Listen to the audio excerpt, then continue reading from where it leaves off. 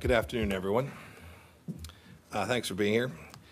I want to make some brief remarks about the situation, an update on the situation in Venezuela, and an update on U.S. activity related to Venezuela. Over the past few days, Venezuelans have been thrown literally into darkness thanks to a massive electrical blackout. Patients awaiting treatment in hospitals are dying. Food is rotting. Telecommunications networks are entirely collapsing. It's worth spending just a minute on how we got here. Nicolas Maduro promised Venezuelans a better life in a socialist paradise. And he delivered on the socialism part, which has proved time and time again is a recipe for economic ruin. The paradise part, not so much. Just consider the facts. The World Bank ranks Venezuela's business environment 188th out of 190 countries. Only Somalia and Eritrea are worse. The United States did not do that. The expropriations of land and industry and an end to the rule of law did that. Agriculture production is down 70% since 2006. Manufacturing down by 75%. Oil production down by half since Maduro took power in 2013. The United States didn't do all that. Maduro did that. 1 month of food today for an average Venezuelan costs a family more than 100 times the monthly minimum wage. Nearly 70% of Venezuelan hospitals lack basic medicines. More than 90% of Venezuelans live below the poverty line. All of this brought to you by the socialism of Maduro. But this story is not complete without acknowledging the central role Cuba and Russia have played and continue to play in undermining the democratic dreams of the Venezuelan people and their welfare. First, Cuba. No nation has done more to sustain the death and daily misery of ordinary Venezuelans, including Venezuela's military and their families, than the communists in Havana. Cuba is the true imperialist power in Venezuela. The Cuban government of Miguel Diaz-Canel provides political cover for Maduro and his henchmen so that they may stay in power. It's Cuba that has offered Maduro its unwavering solidarity. It's Cuba that calls Venezuela's true government, led by interim President Juan Guaido, which 54 of the world's democratic nations recognize as a legitimate government. The Cubans call this a puppet government of the United States. Yet it's Cuba that's trained Venezuelans' secret police in torture tactics, domestic spying techniques, and mechanisms of repression that Cuban authorities have wielded against their own people for decades. Members of the Cuban military and intelligence services are deeply entrenched in the Venezuelan state. Cuban security forces have displaced Venezuelan security forces in a clear violation of Venezuelan sovereignty. I even hear that Maduro has no Venezuelans around him. Many of his personal security and closest advisors are acting not at the direction of the Venezuelan people, and frankly, perhaps not even at the direction of Maduro, but rather at the direction of the Cuban regime. They provide physical protection and other critical material and political support to Maduro and to those around him. So when there's no electricity, thank the marvels of modern Cuban-led engineering. When there's no water, thank the excellent hydrologists from Cuba. When there's no food, thank the Cuban communist overlords. Why is Cuba asserting so much influence in Venezuela? What's in it for them? Follow the ideology, follow the corrupt elites, and perhaps most importantly, follow the money. Cuba's communist revolutionaries share a natural affinity with Maduro's socialists. They both disdain private property rights, the rule of law, and free and fair elections. The very same economic theories that have decimated the Cuban economy since 1959 have now turned Venezuela's economy, one of the richest in Latin America, into a case of decline that economists study with amazement and horror. Both of these countries routinely violate the basic human rights of their peoples. The two nations also share a feature, a deeply corrupt ruling class. Maduro learned from the Castros that the best way to stay in power is to buy enough generals to protect you and make sure that the only way to be rich, or even to avoid poverty, is to feed off the regime and stay in its good graces. Lastly, there's an economic relationship between Cuba and Venezuela as well. The Maduro regime sends up to 50,000 barrels of oil to Cuba per day, and Cuba needs this cheap Venezuelan energy to prop up its tottering socialist economy, while Maduro needs Cuban expertise in repression to keep his grip on power. That's a match made in hell. Russia, too, has created this crisis. It, too, for its own reasons, is thwarting the Venezuelan people's legitimate democratic hopes and their dreams. Moscow, like Havana, continues to provide political cover to Maduro regime while pressuring countries to disregard the democratic legitimacy of the interim president Guaido.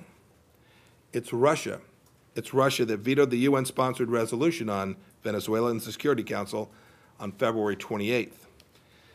This UN Security Council resolution called for unhindered access and delivery of assistance to all those in need in support of the restoration of democracy and the rule of law in Venezuela. It's Russia that chose, rather than supporting this noble goal, it instead put forward its own resolution that served no purpose other than to bolster the illegitimate Maduro regime. Fortunately, the international community sharply rebuked Russia for this critical circus. Russia scrounged only 4 votes from the 15-member UN Security Council.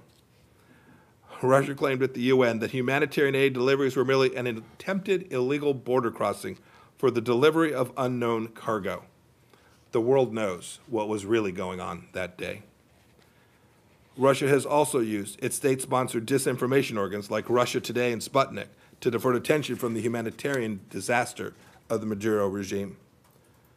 Russia has spent an enormous amount of money in Venezuela to support close ties with the regime. Russian loans and investments in Venezuela total more than $17 billion.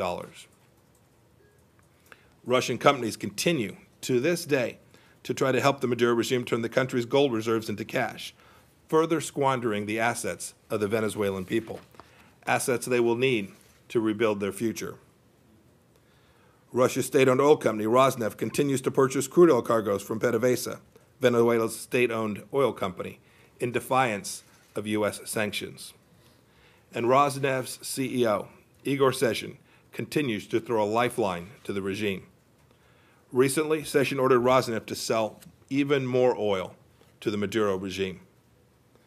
You'll recall that PDVSA was once known as the crown jewel of the Venezuelan people. PDVSA is today now a personal ATM for the Maduro regime and for Russian oligarchs and kleptocrats. And Russia, too, has provided the Chavez and Maduro regimes with large quantities of arms, including 5,000 portable air defense systems and other forms of lethal assistance. The Kremlin is standing with its Venezuelan cronies against the will of the people of a sovereign nation to protect a Moscow-friendly regime. It's worth taking just a moment to compare Cuba and Russia's malign actions with what the United States has done. The United States has recognized Juan Guaido as the legitimate president of Venezuela and used diplomacy to convince other countries to do the same. Today, over 50 nations have made this proper choice and formally recognized Juan Guaido. We've given more than $195 million to help Venezuelan refugees, including $152 million worth of humanitarian assistance and $43 million in economic and development assistance. We've made sure that wealth derived from Venezuela's precious resources goes to the people instead of lining the pockets of the Maduro mafia. The United States has revoked more than 250 visas for individuals responsible for undermining Venezuela's democracy and those who benefit from the regime's corruption. And just today, we sanctioned a Moscow-based bank jointly owned by Russian and Venezuelan state-owned companies that is helping perpetuate the misery in Venezuela by doing business with PDVSA. The nations that support Maduro are, by the nature of this illegitimate regime, carrying out the very foreign interventionism of which they accuse others. Today, the United States is drawing a clear line between those who aid the forces of repression and those who give life to the Venezuelan people's democratic dreams. There is no ambiguity here. about the truth. Thank you. Happy to take a couple questions. Okay, so we have time for 2 questions. Let's go with Associated Press. Matt Lee. Thank you, Robert. Yes, Thank you, sir. Mr. Secretary. Matt? Hope you have a good trip to Texas tomorrow. Thank you. You mentioned that Russia was able to get only 4 out of 15, 4 votes in favor of this resolution of the Security Council. But there are other people who point out that you've only gotten 54, or Interim President Guaido has only got 54 countries out of 195 or so in the General Assembly. You know, we're talking roughly about the same. So, are you satisfied with the pace of the momentum behind Guaido and his leadership? And secondly, you said follow the money when you were talking about Cuba, follow the ideology, and then mentioned oil. But there are a lot of people, you would probably call them conspiracy theorists out there, who say follow the oil, right? And say that this is all the U.S. trying to get Venezuela's oil. And so I want to ask you, is this about the U.S. getting Venezuela's oil? And did the U.S. have anything to do with the power outage? So let me try and take those in reverse chronological order. With respect to the power outages, those are a direct result of years and years of neglect to the Venezuelan energy system. You can talk to any international energy expert. They've seen it. The system has had problems for an awfully long time. Their ability to get it back online has always proven difficult. And over the past several years, it's gotten worse. And that was the cause of the blackouts that have taken place. And my guess, knowing a little bit of engineering, will continue to take place. Second question was, what Matt, remind me what the second one was. The first one was about, were you satisfied with oil? We're trying to get the oil for the Venezuelan people. Not for the Venezuelan people. We are attempting to restore basic rule of law, transparency, democracy, and the wealth that sits in the property basin of Venezuela is for the Venezuelan people. And then the pace of the first question is the pace of change. We always wish things could go faster, but I'm very confident that the tide is moving in the direction of the Venezuelan people, and will continue to do so. It doesn't take much for you to see what's really going on there. The circle is tightening. The humanitarian crisis is increasing by the hour. I talked with our senior person on the ground there in Venezuela last night at 7 o'clock or 8 o'clock last night. You can see the increasing pain and suffering that the Venezuelan people are suffering from. It is democracy and the rule of law and the interim President Juan Guaido that offer the best opportunity for the Venezuelan people to turn the tide and regain the greatness of Venezuela. And the OAS, the Lima Group, with the United States in support, aim to help them achieve that. Thank you. New York Times, David Sanger. Your support of Juan Guaido was early, and I'm wondering if you could talk to us a little bit about what you've been doing since that time. First of all, you're providing him with any personal protection. I know that Mr. Bolton issued a warning when Guaido went back into Venezuela about his personal safety. We're wondering if you're doing for him what the United States did in past years in Afghanistan and elsewhere where the U.S. was central to providing their protection. I'm wondering if you're doing any other steps that could be viewed as ways of consolidating his power. I think your question, I'm not going to talk about particular actions that we may or may not be taking with respect to the security situation for the leadership in Venezuela, just like I don't talk about the security situation for any leader around the world. We certainly talked about it in the Afghan case. Well, we're not going to in this State Department. Maybe other administrations chose to do that. We're not going to do that. Mm-hmm. As for actions we've taken to support Juan Guaido, I think we've been very transparent about the activities we're taking.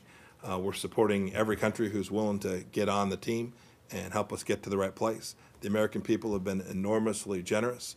If you looked at our budget, we've asked for up to $500 million to help Venezuela in the year ahead if we get to the right place where that kind of level of resources need, a very significant level of American resources. We're beginning to build out a coalition that will provide its resources as well, because it won't be an America alone proposition to restore the economy of the Venezuelan nation.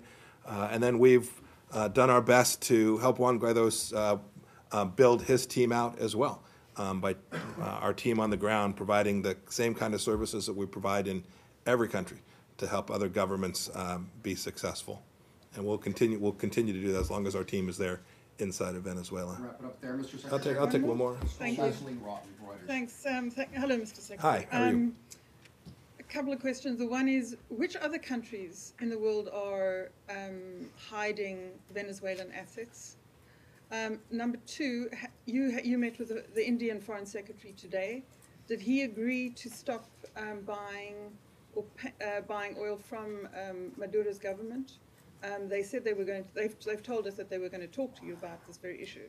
So what exactly are you asking of them, and have they agreed? Yeah, so we're asking the same thing of India as we are of every country. Do not be the economic lifeline for the Maduro regime. So we talked about today. I certainly won't characterize the conversations, or private conversations, but I'm very confident in the same way that India has been incredibly supportive of our efforts on Iran. I'm confident that they too understand the real threat to the Venezuelan people. And so we had a good conversation around that. And in terms of which other countries are hiding assets, I assure you that those countries will know. But I'm not going to share that with you today, because if I mention them here today, goodness knows how many of them will end up inside of Russia. We do not want assets that are around the world taken and transferred to Russia, where they'll be hidden in the very way that I described in my opening remarks today. We have a handful of countries that are providing aid and comfort to the Maduro regime at enormous expense to the people of Venezuela. And we want to make sure that the resources that the Venezuelan people are going to need after Maduro leaves, we want to make sure those resources are available for the Venezuelan people and not shipped off to Cuba or to Russia or to Iran. Great. Thanks, everybody. Thank you, everybody.